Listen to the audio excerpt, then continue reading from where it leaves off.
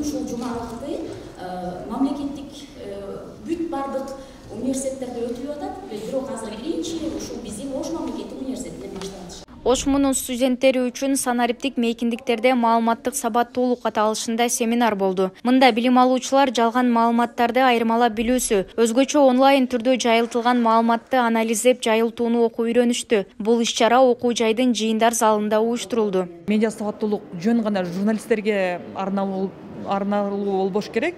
Бул сабак же ыкма башка сабактарга да киргизилсе, мен оюмча абдан жакшы өбөлгө болот. Бул ачык лекциялар Оштон башталды, Ош университетинде.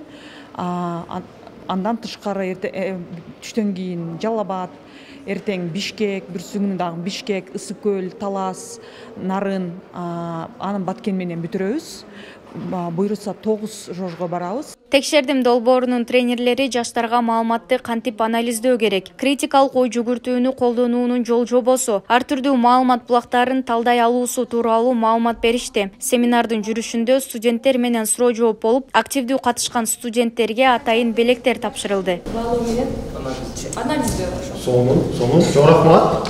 Иш-чара бүткүл дүйнөлүк медиа сабаттуулук жумалыгынын алкагында Интерньюстун Revive долбоору тарабынан ишке ашырылды. Текшердим компаниясы Бишкек, Ош шаарындагы жана аймактык жогорку окуу жайларында, билим берүү тармагында медиа сабаттуулукту өнүктүрүү темасында интерактивдүү семинарларды өткөрүшөт.